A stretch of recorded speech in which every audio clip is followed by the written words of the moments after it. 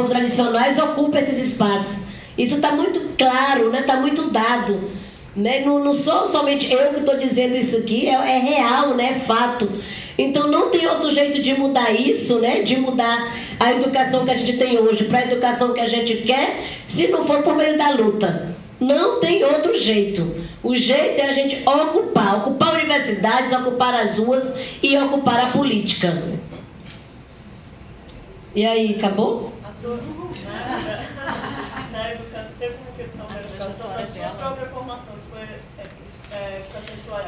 A minha formação, gente, eu nunca estudei na aldeia, até porque não tinha escola no meu tempo, né?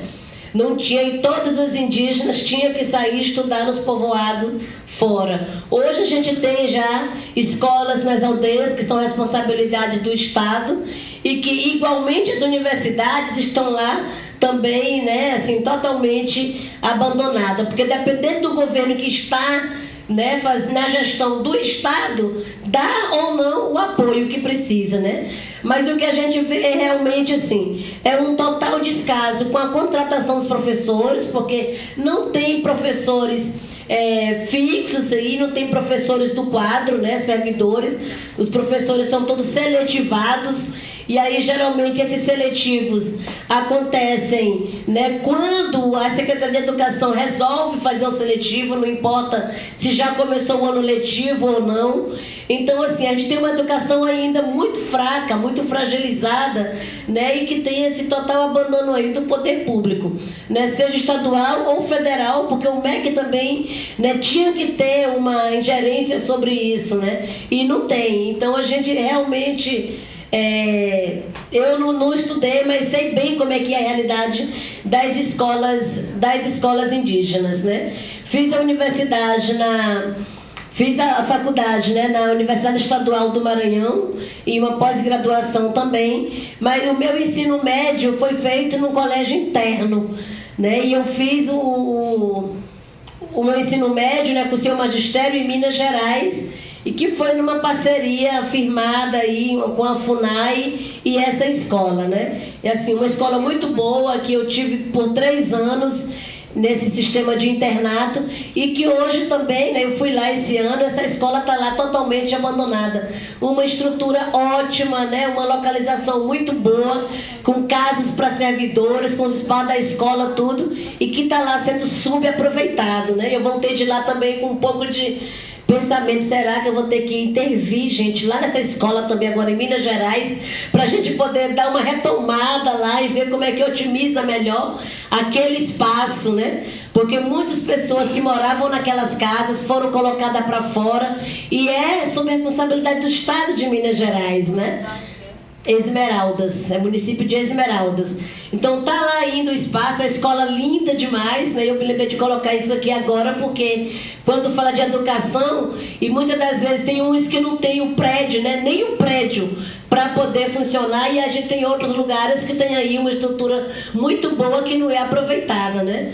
Então, assim, gente, não tem outro jeito não da gente mudar esse rumo das coisas se não for por meio da luta, viu? Seja a educação, seja a saúde, né? Seja a moradia, né? Tudo requer de nós e exige de nós também uma reação imediata, né? É muito urgente.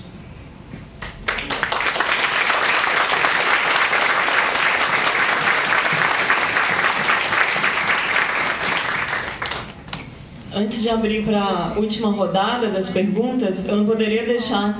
Não dá. Então a gente vai fazer então as nossas considerações finais aqui, um momento também que eu queria agradecer e vou passar para a Sônia também fazer as considerações finais dela. E eu não poderia deixar de mencionar agora desse último momento da rodada, das questões que vieram à tona. Eu comecei a trabalhar na questão indígena no Amazonas. Eu sou de Minas Gerais, então às vezes as pessoas não reconhecem muito meu sotaque. Mas falou de Minas agora e falou da educação escolar indígena. Eu tenho 8 anos que eu trabalho num projeto de uma licenciatura indígena no Alto Rio Negro. São Gabriel da Cachoeira, no Amazonas. E lá vem do movimento indígena da FOI, da Federação das Organizações Indígenas do Rio Negro, demanda, né, de universidade indígena, e é um projeto com currículo pós-feito, uma grande dificuldade, né, de continuar uma proposta aí que é de formação dos próprios professores indígenas. Então o projeto é que esse quadro de professores não indígenas, né, ele é transitório, e os egressos da primeira turma eles já são professores da segunda e da terceira turma. Então tem as turmas através dos polos e dos territórios etnoeducacionais, né, territórios linguísticos, turma Tucano, Anhangatu, agora já tem a turma Yanomami e a turma Baniwa e Sateremaué. E eu não poderia deixar de mencionar isso porque eu sei que aqui em Santa Catarina também tem projetos muito bonitos e esforços muito grandes na questão da educação indígena diferenciada e da formação do ensino superior indígena. O que a Soninha bem fala, né, que uma geração anterior não tinha também essas oportunidades, mas que ao mesmo tempo é um processo de muita luta, que a gente sabe as dificuldades das licenciaturas indígenas, dos centros de ensino superior indígena. E também na questão da representatividade, quando a Sônia fala, e claro, ela dá abertura, e como o próprio o projeto, né, político que vem do PSOL, que a Sônia está afiliada e é candidata à co-presidência, como você dá também esse espaço, né, das contribuições de todos e todas, na Colômbia tem uma experiência que é da circunscrição indígena, né?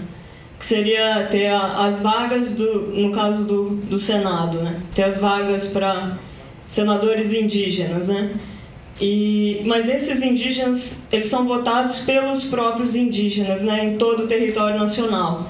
E o que a Sônia bem diferenciou no final da fala dela, né? A questão que a candidatura indígena ela é também uma candidatura para todos, né? Para o nosso país mesmo refletir, né? Que caminho a gente está tendo, né? O que a gente quer para o nosso futuro? Qual a escolha? Falar em futuro, né? Tá aqui os anjos aí rodeando. Que caminho a gente quer para as próximas gerações, né? A gente quer escutar? A gente quer contar para os nossos filhos que a gente viveu o golpe, mas que a gente também, assim como, né, meus pais também compartilhavam comigo o que era viver na ditadura, né? E já nascia aí nesse momento também de abertura democrática, né? Mas já com essa cicatriz também na nossa alma, né? E o que a gente quer para o futuro. Então, ao mesmo tempo, a questão da representatividade do Congresso Nacional. A gente sabe que sem uma reforma política, né, é difícil mudar esses quadros que estão pré-estabelecidos, e coloco isso em questão. Será que seria necessário, assim como na Constituição da Colômbia já previa em 91, ao mesmo tempo esse movimento na América Latina, se a gente pensar no México também, o próprio movimento zabatista, ano passado, né, teve essa iniciativa de publicizar aí uma candidatura de uma mulher indígena, né? Como isso te inspirou, Sônia, nesse olhar de uma mulher indígena e intrinsecamente ligada com as questões da natureza, né, da Mãe Terra, como você bem coloca em todos os momentos da sua fala em outros espaços, né? Então, só queria deixar mesmo para essas considerações, que são essas lições que a gente tem, né? Das nossas escolhas. Os povos indígenas ensinam para a gente o que é ter autodeterminação, o que é ter livre determinação. E nós, enquanto povo brasileiro, o que a gente quer de livre? Qual a nossa livre determinação? O que a gente quer pensar com liberdade as nossas escolhas para o nosso futuro? Então, acho que com essas reflexões, que é o que os povos indígenas têm para nos ensinar, que eu encerro assim, aqui a minha fala de agradecimento, de muita gratidão a essa oportunidade que os organizadores, né, me deram ao me convidar para estar aqui ao lado dessa grande guerreira que é a Sônia Guajajara. Então eu agradeço aos organizadores. A gente lá da PUC, né, do Centro de Pesquisa e Extensão em Direito Socioambiental, a gente trouxe os livros que a gente vai deixar para a biblioteca das 2 universidades da faculdade parceira e para a Sônia também levar na sua caminhada aí como...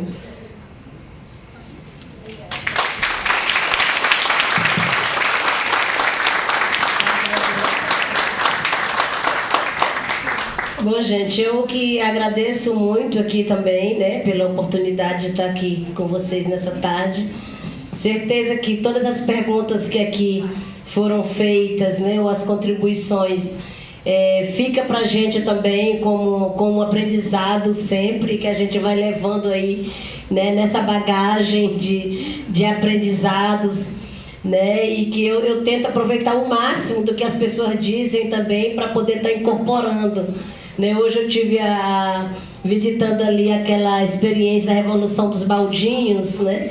Nossa Senhora, eu achei aquilo ali realmente revolucionário, não podia ter outro nome, né? E aí a gente precisa muito ainda, né, fazer com que essas experiências sejam ampliadas, né, e sejam levadas para outros lugares também, porque é uma forma realmente de valorizar ali a comunidade, o bairro, as pessoas, né? É um trabalho assim tão simples que traz renda, não precisa ficar as pessoas indo buscar um emprego lá de bater ponto, né, nas empresas, e tá ali, né, permanece na sua vida em comunidade. Acho que assim, o Brasil que a gente espera tem que ser dessa forma, né? Valorizando as pessoas a partir do que elas fazem, a partir das necessidades locais e do que as próprias comunidades oferecem, né, para desenvolver um trabalho. Da mesma forma, né, que precisa se replicar essa experiência aí né, da Revolução aí dos Baldinhos, com essa do tratamento dos esgotos, né? A gente precisa também voltar com o fortalecimento da agricultura familiar, né? A agricultura urbana também é preciso ser revista, né? Preciso ter essas condições para as pessoas desenvolver essa agricultura urbana, né? Essa questão do fortalecimento da própria economia solidária, a agroecologia, são coisas que foi se perdendo ao longo dos tempos e a gente não foi se dando conta. Hoje, quando fala, né, de produto orgânico, é você imaginar assim, uma coisa de luxo, né? E aí não é, gente, é o quê? É você comer uma coisa sem veneno, né? E fica parecendo que é porque hoje o que a gente recebe do agronegócio é isso, né? Uma alimentação com veneno que mata, né? Que traz doença, que mata as pessoas. E aí a Globo insiste em dizer que o agro é pop, né? Então é complicado demais assim pra gente poder ficar aceitando esse tipo de coisa, né? Então se a gente voltar um pouco aí realmente, né, dessa vida em comunidade, da vida rural, né, dos povos indígenas, como que a gente vive, e aí a gente, né, não é voltar ao passado, mas a gente está garantindo o próprio futuro, porque se a gente não rever esse modelo atual aí de produção e de desenvolvimento, a gente não vai mais ter água para beber. Se a gente não tiver água para beber, a gente morre, viu, gente? A gente morre. Se não tiver água para beber, quem é que se sustenta, né? E a água do planeta está indo embora. Está sendo sugada pela raiz do eucalipto, né? Está sendo utilizada água potável para abastecer as grandes plantações aí de soja, né? Das monoculturas. E com isso, a água potável está indo embora. Quantos rios na cidade que tem ainda água potável? Quantos? Pode até ser água doce, mas não é água potável, porque os governos não se preocupam de tratar, né, ou de dar uma outra destinação para os esgotos, enquanto que pode ser aproveitado gerando renda para as próprias comunidades, para os próprios bairros, né? Então ele acaba tirando o emprego de quem precisa, matando os rios e aí gerando aí um período muito próximo de sede, né, na própria população. Então, quando a gente faz essa luta aí pela demarcação das terras indígenas, nós estamos também preocupados com isso, né? Preocupados com o futuro do país, preocupados com o futuro do planeta. Porque as nascentes que estão nas nossas terras, nós estamos lutando para manter elas lá. Nós estamos fazendo essa luta contra o agronegócio, essa luta lá no